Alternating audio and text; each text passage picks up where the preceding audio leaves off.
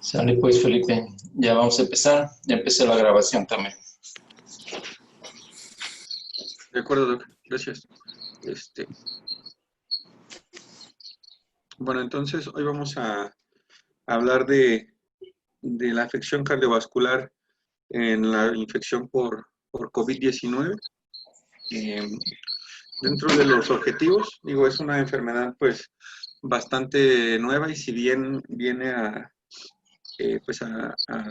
caer sobre algunas que ya afectan a nuestra población, pues sí tiene ciertas particularidades que es importante mencionar y tener en consideración. Entonces, pues dentro de los objetivos vamos a ver los potenciales efectos del coronavirus en el sistema cardiovascular, cuáles son los mecanismos fisiopatológicos que se han propuesto como causantes de la lesión miocárdica, las complicaciones, cómo vamos a diagnosticar esta lesión miocárdica y pues algún tratamiento que sea propuesto, ¿no?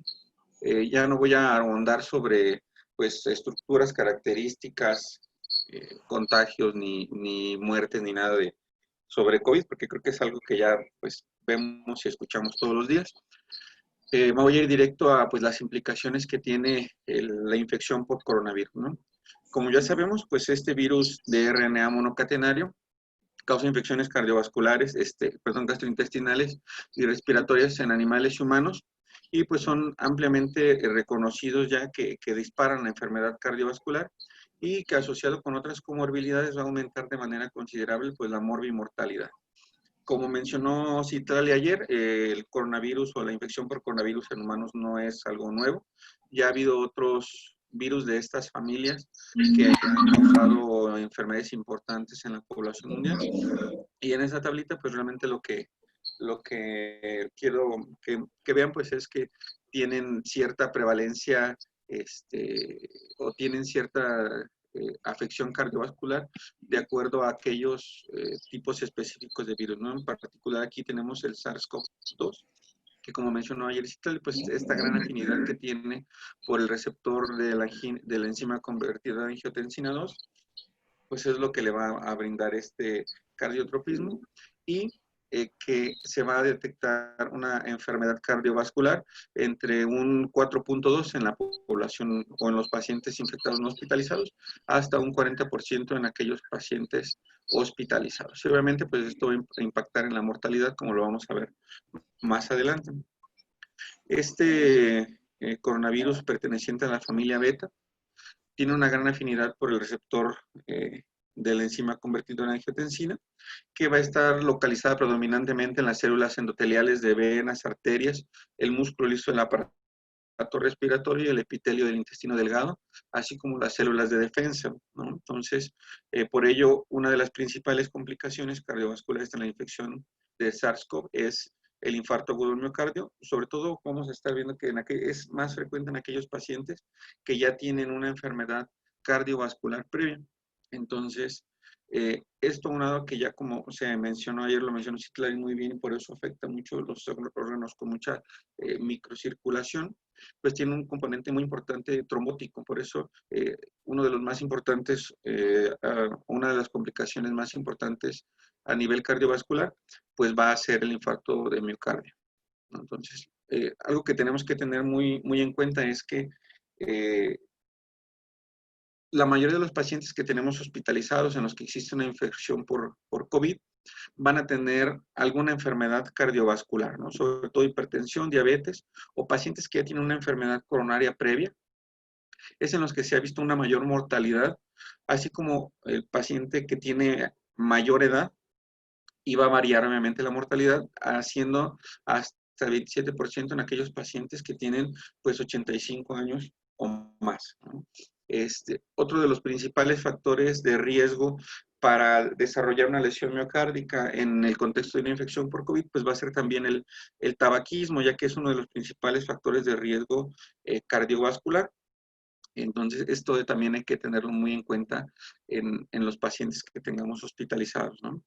Se menciona que los principales factores de riesgo asociados a la mortalidad post-COVID, pues ya creo que es obvio que el desarrollo de Ciro pues, va a ser el más importante, pero ayer Citlali mencionaba la lesión renal aguda como un importante factor de riesgo o factor pronóstico para mortalidad, pero la lesión miocárdica también es un muy importante factor, así como la disfunción hepática. Entonces, esta lesión miocárdica, pues obviamente la única manera que nosotros vamos a poder demostrarla, o más bien una de las más importantes, va a ser por la elevación de troponinas. Hay algunos otros biomarcadores, como lo vamos a mencionar adelante, pero pues en nuestro caso la troponina de alta sensibilidad pues es la que va a estar como más disponible o de mayor alcance, y pues va a ser fácil que podamos solicitarla en aquellos pacientes que tenemos con una enfermedad pues ya moderada severa, ¿no? Los niveles ya por encima de 29 picogramos por mililitro van a ser significativos y van a ser indicativos de una lesión miocárdica. Aunque también se han visto algunos otros marcadores de inflamación, como los niveles de interleucina 6, que bueno, aquí no los tenemos, pero es importante saber que un nivel por arriba de 80 picogramos por decilitro también se va a asociar con una mayor mortalidad. Entonces, esta infección por COVID, pues una de las enfermedades que puede causar a nivel cardiovascular es la miocarditis, que si bien en particular la miocarditis, pues es una enfermedad inflamatoria que debe cumplir ciertos criterios histológicos, inmunológicos e inmunohistoquímicos para que nosotros podamos hablar como tal de una miocarditis, ¿no?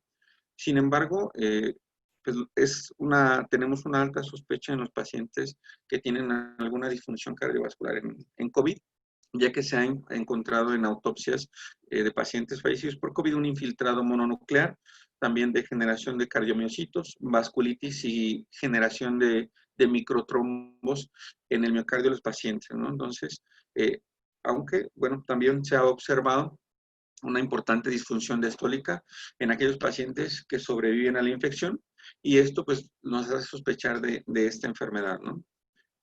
Ya se ha observado un desbalance en la respuesta de los linfocitos T helpers 1 y 2, predominando el T1, lo que resulta en una tormenta de citocinas posterior a la infección, y esto es, digamos que va a ser el principal mecanismo fisiopatológico de la afección cardiovascular, ya que va a ocasionar una alteración del flujo coronario, una disminución del aporte de oxígeno, la desestabilización de la placa y la microtromboangiogénesis.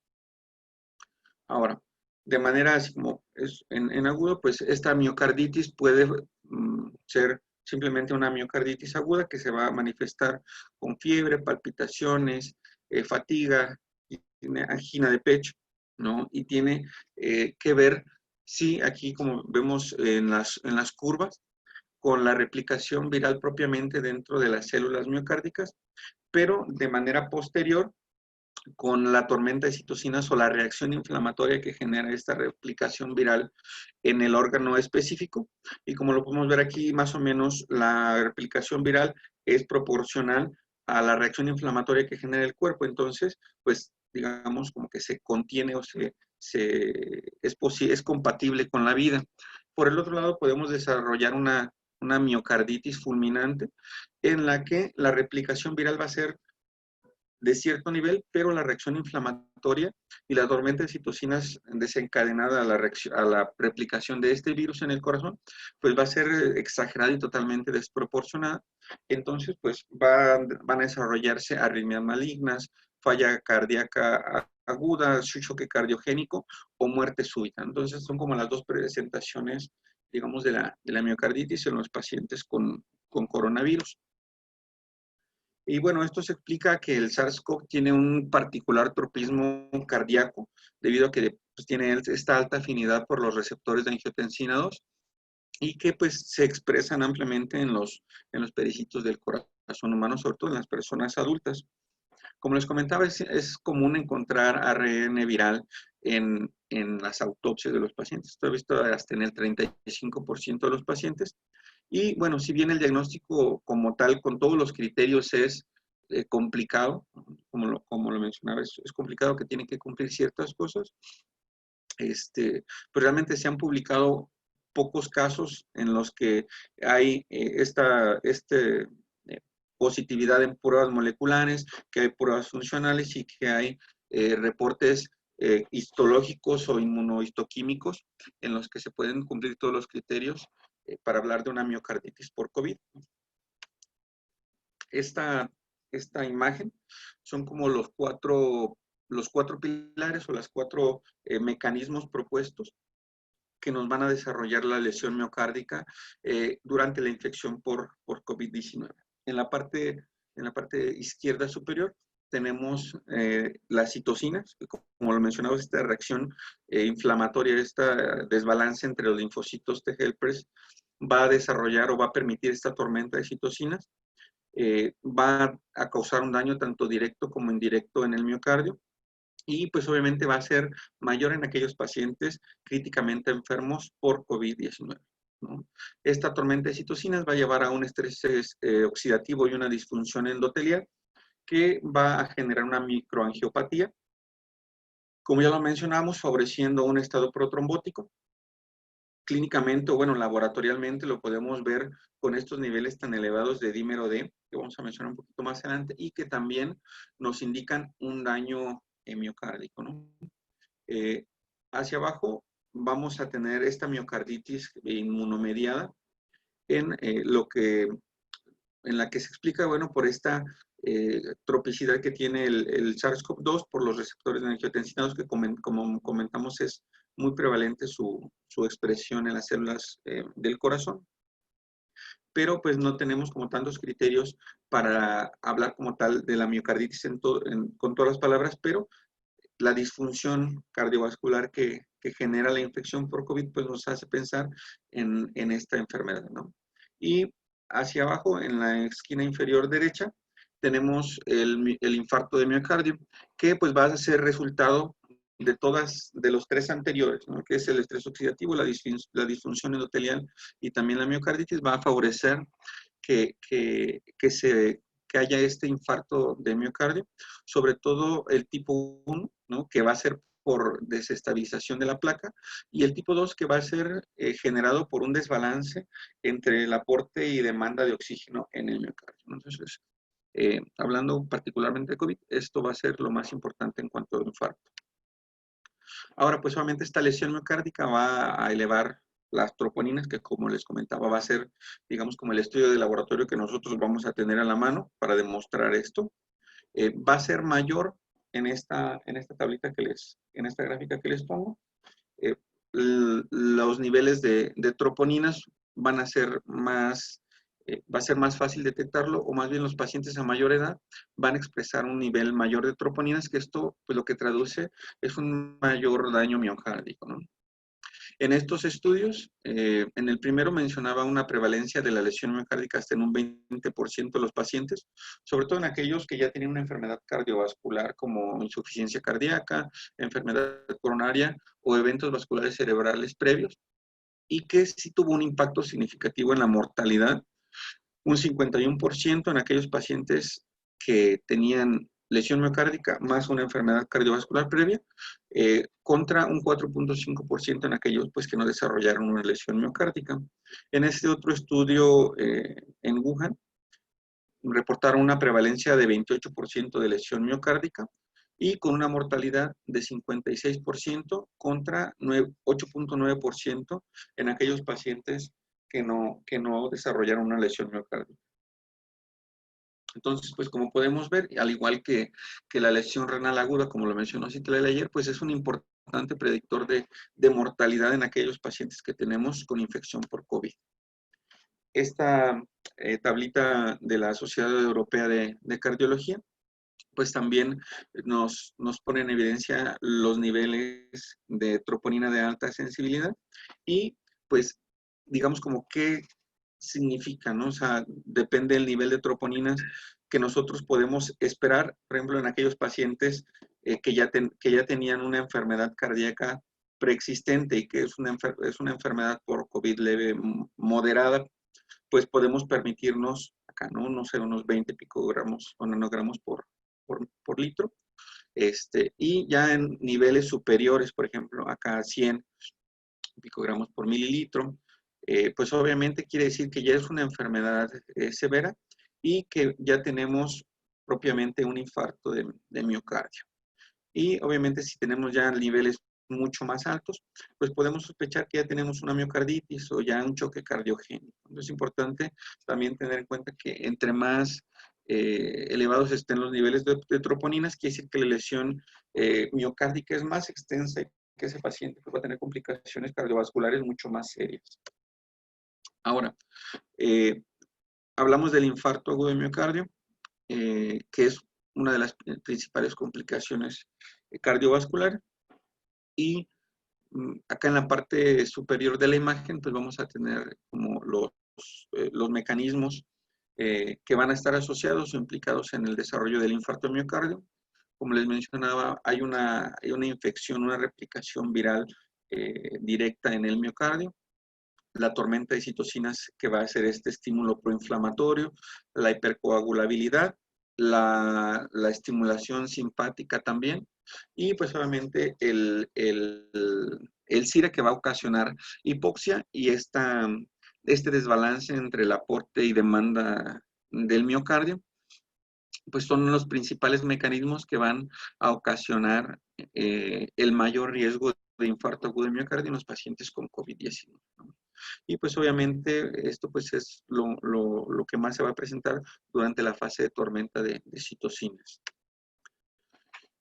Otra de las complicaciones puede ser la descompensación en aquellos pacientes que ya tenían una insuficiencia cardíaca previa, porque pues obviamente el aumento en el tono simpático va a generar una mayor demanda de oxígeno en un corazón que ya no funciona bien.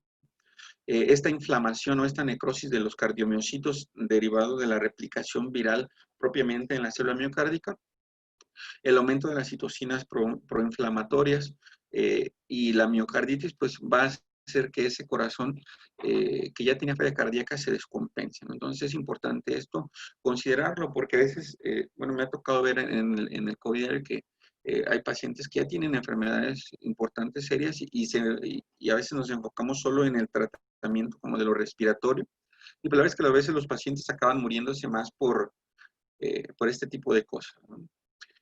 Vamos a mencionar en esta parte de la falla cardíaca hallazgos electrocardiográficos, sobre todo compatibles con bloqueos de rama derecha o bloqueos AB, que nos van a traducir una disfunción ventricular derecha y un mayor riesgo de mortalidad, aunque también, pues obviamente, como ya sabemos, este estado protrombótico proinflamatorio, pues va a favorecer un mayor desarrollo todo esto nos va a complicar el escenario en un paciente que ya tenía una enfermedad cardíaca previa. Y algo también muy, muy común a nivel cardiovascular en los pacientes con COVID va a ser el desarrollo de arritmias. En estos estudios se encontró una prevalencia aproximada de entre 16 a 44% de los pacientes hospitalizados por COVID. El problema es que a veces pues no tenemos ni el electrocardiógrafo ahí en COVID, ¿no? Creo que no sirve ahorita. Pero sí es importante que tengamos en cuenta que los pacientes van a tener una gran prevalencia de arritmias y tenemos que estarlos monitorizando. Estas arritmias pues van a ser derivadas de la miocarditis, de estos efectos proinflamatorios de las interleucinas, sobre todo la interleucina 6, y del aumento del tono simpático. Las arritmias más frecuentes que se han observado en los pacientes con COVID, que encontré en estos artículos, es la fibrilación auricular. Mencionaba que se puede presentar la FA hasta en un 23 a 33% de los pacientes en un estado crítico. Y la otra es las contracciones auriculares prematuras, que tienen un impacto, una relevancia porque se asociaron hasta con 2.5 más riesgo de morir. Obviamente el electrocardiograma va a ser una herramienta indispensable en la valoración cardiovascular de los pacientes con COVID. ¿Y cuáles son los hallazgos más frecuentes que esperamos? Sobre todo aquellos asociados o que traducen una isquemia miocárdica, ¿no? Que va a ser la depresión del segmento ST, las ondas Q patológicas, las ondas T invertidas, sobre todo en aquellos pacientes que tienen esos factores de riesgo y que aparte previamente ya tuvimos los biomarcadores positivos, todos van a tener alteraciones electrocardiográficas. Este electrocardiograma es de una paciente que mencionaban en este estudio, y si lo alcanzan a ver, pues lo que se ve es elevación discreta del segmento ST, sobre todo en las caras inferolaterales, así como las ondas T invertidas acá en B1 y ABR, ¿no? Entonces, pareciera o tuviera un patrón electrocardiográfico como de una miocarditis, ¿no? Entonces, es importante que todos los pacientes que tengamos de mayor edad con enfermedad cardiovascular previa, todos tienen que tener un electrocardiograma precisamente para detectar todos estos datos, tanto de isquemia como de arritmias, y podamos pues hacer algo al respecto, ¿no? Algunos otros hallazgos electrocardiográficos que encontré en este estudio, fue un estudio que se hizo en el Presbyterian Hospital de New York, y en 945 pacientes, estos fueron los hallazgos electrocardiográficos más frecuentes, que fueron las contracciones auriculares prematuras en un 7% de los pacientes, la FA en un 5.6% de los pacientes, alteraciones inespecíficas de la conducción intraventricular en un 11%, bloqueo de rama derecha en un 7.8%, bloqueo de rama izquierda en un 1.5% y anormalidades en la repolarización hasta en un 40.2%, así como inversión de la onda T en un 10.5%. Digo, estos hallazgos obviamente fueron hechos por electrofisiólogos, personas que ven miles de electrocardiogramas al año, pero obviamente nosotros, por parte pues, de medicina interna o geriatría, lo que tenemos que buscar son alteraciones compatibles con isquemia miocárdica y pues las arritmias. Ahora, el daño miocárdico, esta lesión miocárdica, pues va a ser importante porque son pacientes que van a tener un curso clínico más tórpido, que van a ponerse más graves, ¿no? En este artículo en el que mencionaban la asociación de esta lesión miocárdica con la mortalidad en los pacientes hospitalizados, pues en esta tablita, si ven la primera línea amarilla, pues lo que trato de resaltar es que son pacientes que ya tienen isquemia miocárdica y que son pacientes que van a requerir más oxígeno, que van a requerir ventilación, ya sea invasiva o no invasiva, en una proporción mucho mayor que aquellos que no tuvieron una lesión miocárdica. Ahora, también son pacientes que van a desarrollar SIRA con mucha mayor frecuencia y que también van a desarrollar una lesión renal aguda con mucha mayor frecuencia. Ya como lo comentamos, pues la lesión miocárdica, el desarrollo de SIRA y la lesión renal aguda, pues son tres de los principales factores que van a aumentar la mortalidad en los pacientes con COVID-19, ¿no? Acá al final, en la línea roja, pues tenemos aquellos pacientes aquí que tuvieron lesión miocárdica, los que murieron y los que no murieron. Bueno, más bien los que murieron, pero que no tenían lesión miocárdica, pues resultó algo estadísticamente significativo. Si bien no he visto que le hagan como el nivel de troponinas o la determinación de troponinas a todos los pacientes que hospitalizan, pues en realidad sería lo adecuado, ¿no? Ya que pues, normalmente hospitalizamos pacientes con enfermedad pues, moderada a severa. Ahora, en este estudio, de 187 pacientes, mencionaban como los hallazgos laboratoriales más frecuentes en aquellos pacientes que desarrollaron o que tuvieron una lesión miocárdica, ¿no? Entonces, esto me parece importante porque ya sabemos que hay factores de riesgo previos a la infección por COVID que van a favorecer el desarrollo de una lesión miocárdica, ¿no? Como lo mencionamos, hipertensión, diabetes, enfermedad coronaria previa y tabaquismo. Entonces, si ya tenemos esos factores de riesgo, aunado con la edad, tenemos un paciente que llega con una infección pues, sospechosa o confirmada por COVID, y tenemos o les mandan a hacer desde triage los laboratorios básicos, ¿no? de rutina. Entonces, en esta tabla lo que quiero decir es que aquellos pacientes que tienen alteraciones de la cuenta leucocitaria o que tienen dímero D elevado, son aquellos pacientes que así desde el laboratorio inicial podemos sospechar que posiblemente o con mucha probabilidad van a desarrollar una lesión miocárdica en el transcurso de la hospitalización y que pues a fuercitas tendremos que tomarle un nivel de troponinas y por lo menos un electrocardiograma.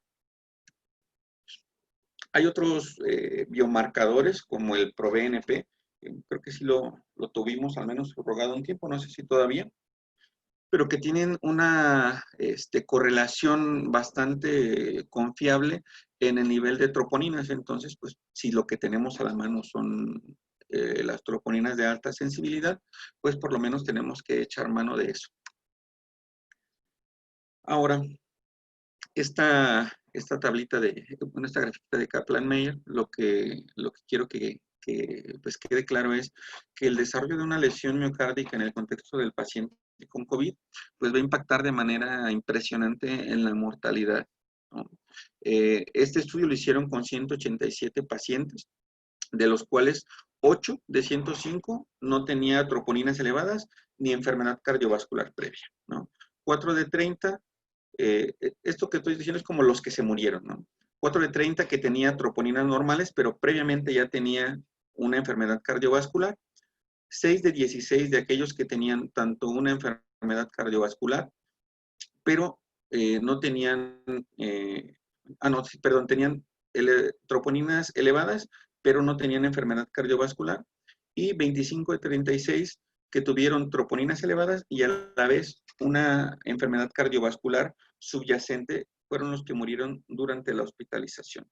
¿Qué quiere decir? Que hasta 69.44% de estos pacientes que tenían una enfermedad cardiovascular subyacente y troponinas elevadas al ingreso, murieron. O sea, acá la línea azul oscuro es la mortalidad de estos pacientes que les menciono, y pues la mortalidad de aquellos pacientes pues que no tuvieron ni las troponinas elevadas al inicio, ni tenían alguna enfermedad cardiovascular previa, ¿no? Me pareció impresionante esta tablita.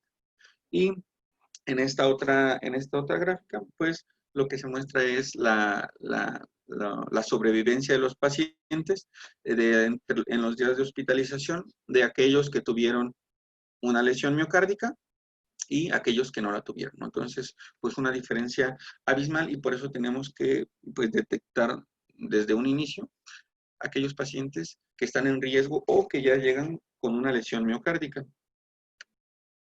Bueno, en cuanto al tratamiento, la verdad es que no hay como un tratamiento pues específico, ¿no? Para prevenir o para tratar realmente la afección cardíaca por COVID. Digo, si hay un infarto, como lo vimos en la gráfica que les presenté de las sociedades europeas de cardiología, que ya tiene un infarto establecido, pues el manejo será propiamente de un infarto con las particularidades que tenga, ya sea que sea candidato a revascularización o trombolisis, pero eso pues es una parte completamente distinta y no es como de la clase, ¿no? Así como si tiene la falla cardíaca, pues la compensación de la falla cardíaca será el tratamiento de la falla cardíaca, y las arritmias pues será propiamente de las arritmias. Ahora, encontré este estudio en el que utilizan la colchicina, que bueno, es un derivado que se utiliza desde hace mil años en la medicina, y es un derivado del Colchicum aumentale, que es esta planta que está de fondo y que tiene propiedades antiinflamatorias. La colchicina va a inhibir la polimerización de los microtúbulos, inhibe las interleucinas, así como el factor estimulante de colonias de granulocitos y este inflamosoma que se llama NLRP3, ¿no? Entonces, pues va a tener un importante efecto antiinflamatorio y nos va también a ser útil en esta cascada de citocinas que pues va a generar este daño miocárdico, ¿no? Ya el uso de la colchicina en enfermedad cardiovascular tiene un antecedente en la pericarditis recurrente o en estas inflamaciones pericárdicas después de una cirugía, ¿no?, cardíaca. Por lo general, pues es segura, bien tolerada y barata, entonces pues es un fármaco que ha cobrado nueva vida ahora con la afección cardiovascular por COVID. Encontré este estudio, Greco 19, que salió el mes pasado, y se realizó en Grecia con 105 pacientes con infección confirmada por SARS-CoV-2, en el que se vio que si bien los biomarcadores de la lesión miocárdica fueron similares, el deterioro clínico fue menor en los pacientes a los que se les estuvo administrando la colchicina, ¿no? De 1.8 en aquellos que se les administró contra un 14% en aquellos que no se les administró la colchicina. Este deterioro clínico quiere decir aquellos que requirieron apoyo mecánico ventilatorio, ¿no? La dosis que ellos utilizaron fue una dosis de carga de 1.5 miligramos más 0.5 una hora después de la primera toma, y ya como mantenimiento una dosis de 0.5 miligramos cada 12 horas hasta por 3 semanas, ¿no? Lo más que utilizaron fue por 2 semanas, que sabes lo que dura la hospitalización, pero hasta por 3 semanas. Entonces ellos vieron este efecto pues benéfico que tuvo o antiinflamatorio que tuvo la administración de la colchicina. Sin embargo, pues en este estudio también a los pacientes se les estuvo administrando hidroxicloroquina, citromicina, en el 98% de los casos, 32% recibieron lopinavir, ritonavir, y el 57% pues estaban anticoagulados. Entonces, pues sería como difícil demostrar, al menos en este estudio, el efecto como monoterapia que puede tener la colchicina, ya que pues tuvieron otros fármacos, ¿no? Y pues realmente lo que ellos vieron como efectos secundarios, pues fue sobre todo a nivel gastrointestinal la diarrea, que obviamente si pensamos en la población geriátrica, pues es un grupo que va a tener efectos o que va a ser más susceptible a los efectos adversos de estos medicamentos, ¿no? Pero me pareció pues muy, muy interesante. Y pues ya como conclusiones, en realidad pues es un tema breve porque pues es algo que apenas estamos descubriendo. Como conclusiones podemos decir que los principales factores de riesgo para desarrollar una lesión miocárdica en el contexto de una infección por SARS-CoV-2 va a ser tener una enfermedad cardiovascular previa, el tabaquismo y la edad, ¿no? Las principales complicaciones que van a resultar de esta lesión miocárdica pues van a ser los síndromes isquémicos coronarios agudos, la descompensación de la falla cardíaca previa y el desarrollo de taquiarritmias. El desarrollo de la lesión miocárdica, pues lo vamos a demostrar mediante biomarcadores, principalmente las troponinas de alta sensibilidad, con esos valores de corte que ya les comenté. Y pues el desarrollo de la lesión miocárdica va a tener un importante impacto en la mortalidad de los pacientes hospitalizados por COVID-19. Y aunque existe una evidencia limitada de tratamientos específicos, lo único que encontré pues fue lo de la colchicina.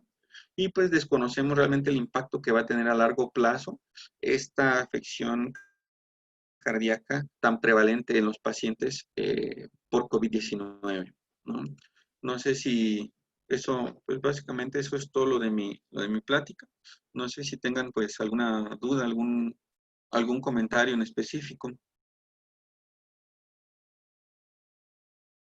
Gracias, amigo, me gustó. Está interesante, la verdad. Sí. Yo tengo una duda.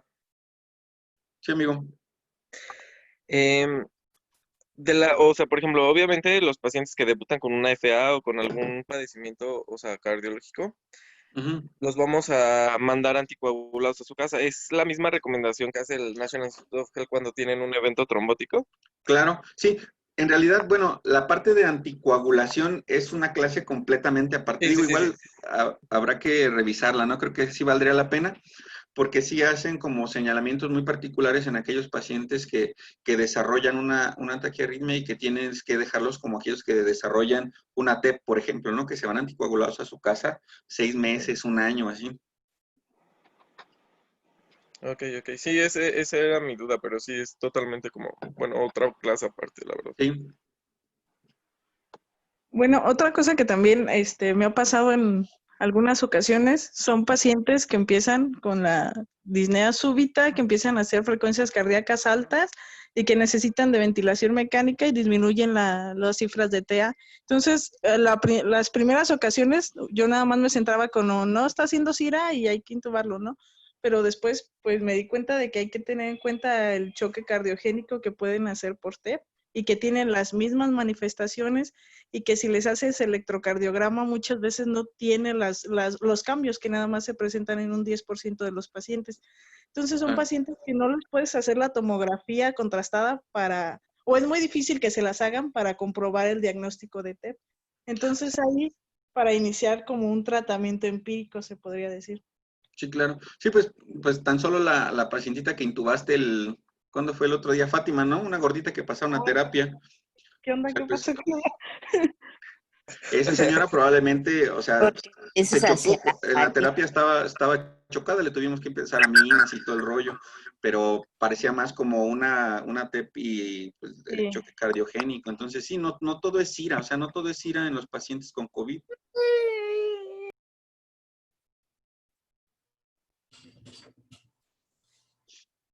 Pues ya no sé si tengan, ¿qué más? Nada más para apoyar en lo que dijiste de colchicina, hay un estudio que se llama CALCOT, que está por salir, que es donde se ha demostrado un mayor impacto sobre la disminución de la mortalidad. Ok. Y ya. Pues Gracias. sí, rólalo en cuanto salga. Okay. Bueno, y también, o sea, lo que decías de las troponinas, de pedírselos siempre al inicio, pero no sé si en el artículo mencionaba exactamente cada cuánto tenemos que estar vigilando, porque, por ejemplo, don Arturo, el que está ahí ya súper grave, la última vez le pedí troponinas y estaban en 350, algo así, entonces, pues sí, ya es un paciente que está grave, ya intubado de mucho tiempo, pero de todas formas esa elevación, no sé si fue en agudo o si ya llevaba varios tiempo con las troponinas elevadas. Fíjate que no lo mencionaba así como tal el seguimiento. No sé. Pues igual ir clínicamente, ¿no? Revisando. Es que es lo que te digo, o sea, si tienes niveles que ella... Pues no tenemos electrocardiograma ahí dentro, tampoco. Sí, está descompuesto. Sí, pero te digo, Ajá. en ese caso en especial, te digo, si tienes unos niveles de troponinas que ya no es como lesión mecánica, o sea, ya es un infarto así evidente, Ajá. pues tienes que darle el seguimiento como digamos en la curva es igual que como si fuera un infarto de miocardio en un paciente grave, punto. Uh-huh. Sí, pues a ver si le hicieron la curva, no lo sé. No creo. No, yo tampoco. Doctor, no se escucha. No, doctor, no se escucha.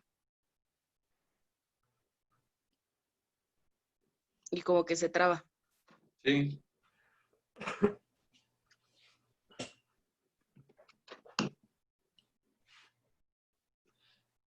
Pues muy bien, más? Felipe.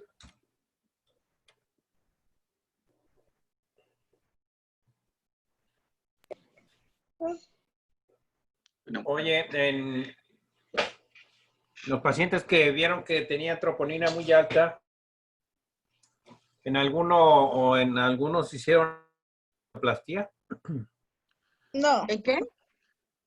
No, porque son pacientes que están súper inestables en ese momento y pues, no sé, no ha habido manera de moverlos. Y si entras con un paciente en falla cardíaca antes de la intubación, con troponina alta, está justificado, dicen ellos que lo justifican. No escuché. Si no, ¿cómo tratas el infarto? ¿Cómo lo tratan?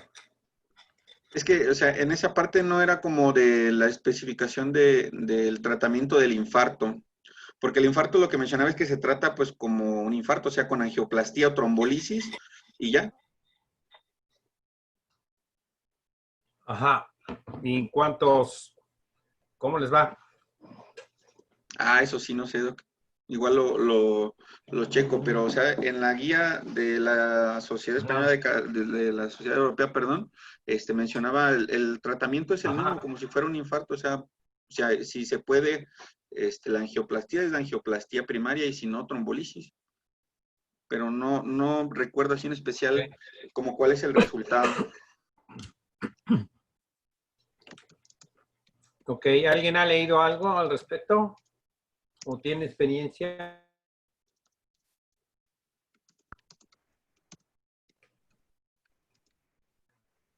¿No? ¿Nadie ha leído? No. ¿No?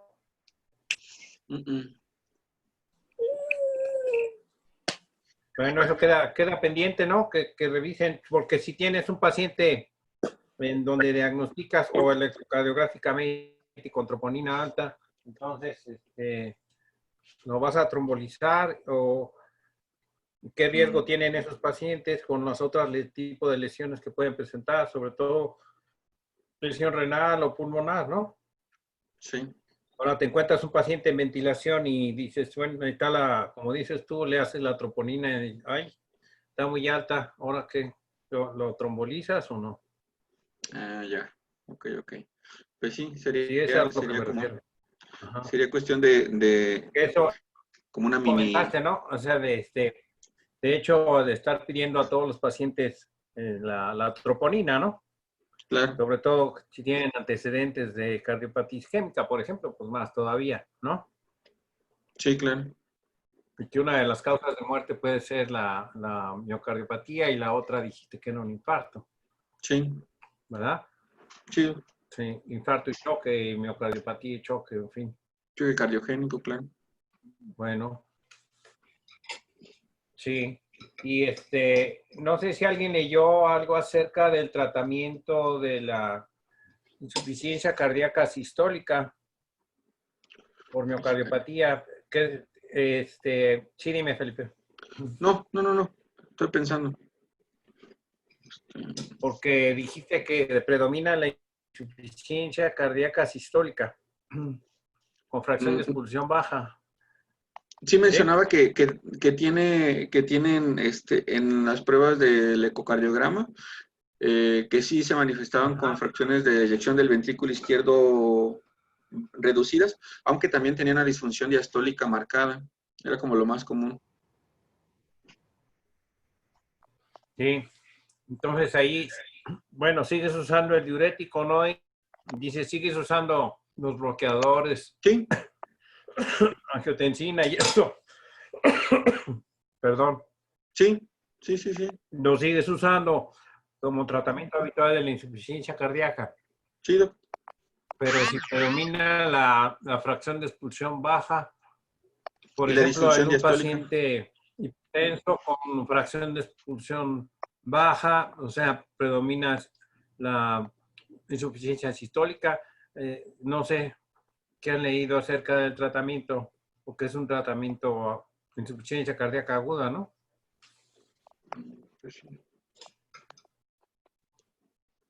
A ver, los demás, no sé si han leído algo de eso. Pues ahí lo apoyamos con Dobuta, Doc. ¿Dobuta? Ajá. ¿Y el riñón? Pues se supone... ¿Cómo les va? Bueno, no sé las estadísticas, pero se supone que si mejoras la FEBI, vas a mejorar la perfusión renal. Y de hecho eso es el tratamiento de un síndrome cardiorrenal, que el síndrome cardiorrenal es cuando disminuye la fracción de eyección, disminuye la perfusión renal, y si mejoras perfusión renal vas a mejorar la tasa de filtrado. Ok, en esos pacientes, por ejemplo, con troponina alta, sospechas o haces el diagnóstico de un infarto, que tienen mínima lesión renal, pero que tienen una fracción de expulsión baja, ¿por qué no los veo? ¿Por qué no se meten? ¿Por qué no abren sus videos?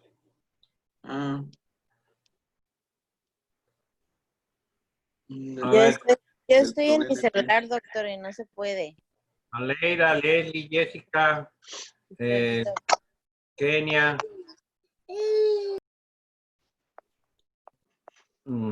Ajá, está mejor, ¿no? Cuando menos ya veo ahí algunos. Eso es. Bueno, entonces, si tienes ese paciente, ¿qué tratamiento propones? Y está bien lo que dijo Citlali, entonces inotrópico, ¿no?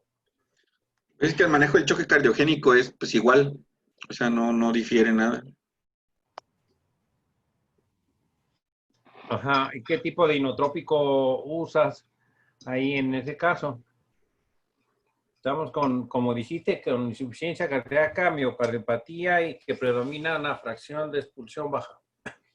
Y Citlali dijo que iba a usar dobutamina, ¿no? Sí, dobuta. Sí, porque la dopa tiene pues Ajá, más pero problemas arritmogénicos.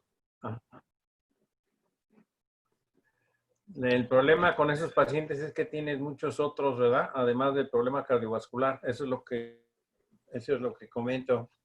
Sí. Y lo que quiero saber, si han leído o qué opinan. Arturo. Pues de hecho, según yo, doctor, o sea, sí se les sigue dando ese mismo tratamiento. No hay algo que diga que por ser paciente de COVID cambie. Sí, es igual.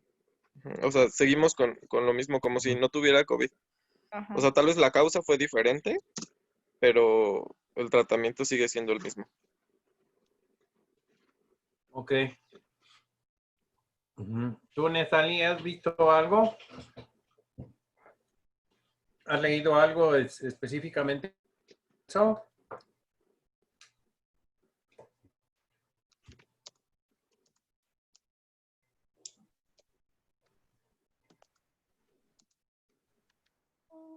No, ¿verdad? Jessy.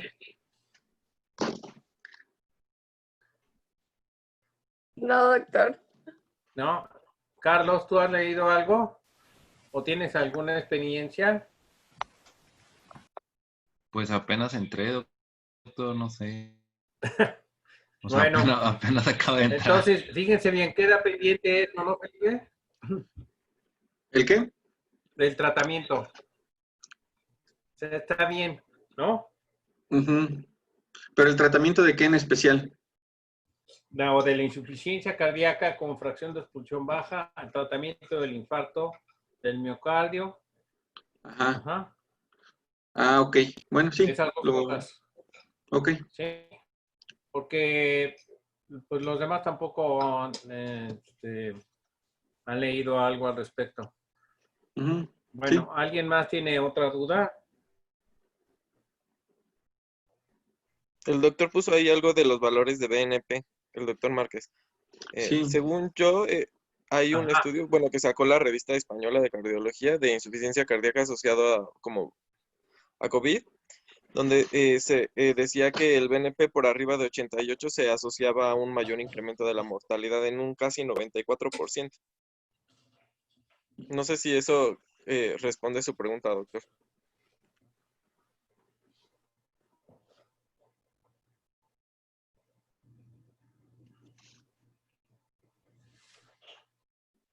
Gracias, amigo. Ok.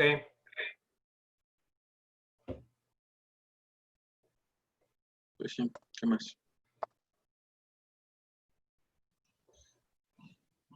Juan Carlos como que quiere decir algo, pero no sé, como que entra y va, ¿no? Ajá.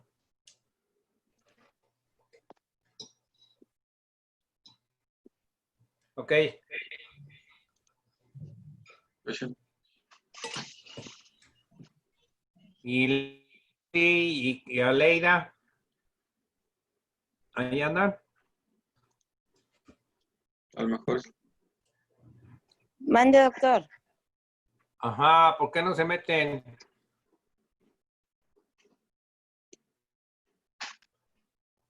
¿Dónde andan?